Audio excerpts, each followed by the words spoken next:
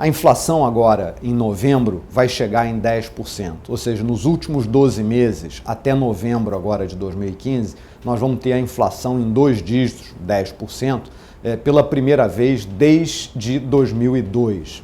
O que explica essa aceleração tão forte da inflação que a gente viu ao longo desse ano? Tem 5 causas, tem 5 vetores principais que impulsionaram a inflação esse ano.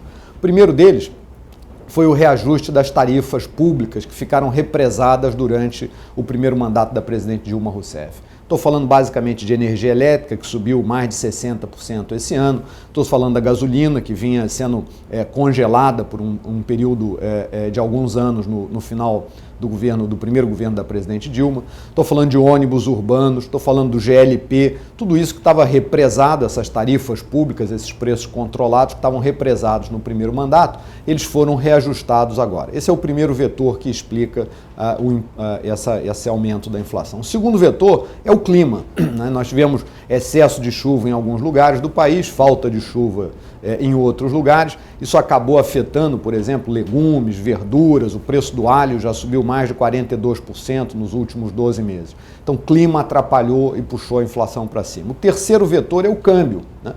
Se a gente olhar a trajetória da taxa de câmbio ao longo desse ano, nós saímos no início agora de 2015 de um câmbio ali na ordem de R$ 2,60 para alguma coisa perto de R$ 3,80 atualmente. Portanto, algo perto de 40% a 42% de desvalorização cambial.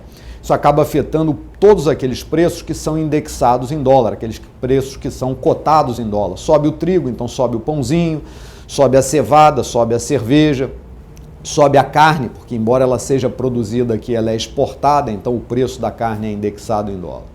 Então esse é o terceiro vetor, câmbio.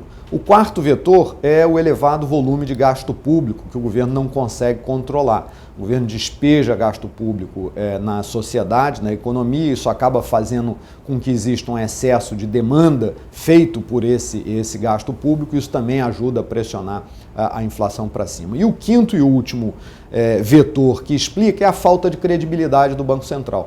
Nós temos um Banco Central que não consegue atingir a meta de 4,5% de inflação nunca no segundo mandato da presidente Dilma, ou seja, ao longo dos 4 anos do primeiro mandato, o Banco Central nunca conseguiu botar a taxa de inflação nos 4,5%, ele acabou perdendo credibilidade. Essa perda de credibilidade faz com que as pessoas que marcam preços, que estabelecem preços na economia, já projetem uma inflação mais alta no período seguinte, portanto, gerem uma inércia inflacionária.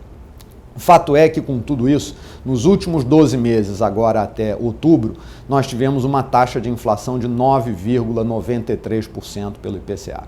Agora, novembro, se a gente tiver uma inflação acima de 0,57%, vai dar 2 dígitos. Se der 0,57 em novembro, nós vamos ter nos últimos 12 meses até novembro 9,99. Se der qualquer coisa, e provavelmente a gente vai ter uma inflação aí na ordem de 0,6, 0,65, né? Se der qualquer coisa acima de 0,57%, a inflação vai chegar em 10%.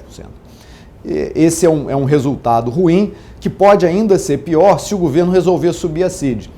Existe uma pressão dentro do governo para que, na medida em que fica difícil a aprovação da CPMF, o governo coloque mais 10, 20, 30, tem gente falando até mais 50 centavos no preço lá do litro da gasolina, aumentando a CDI.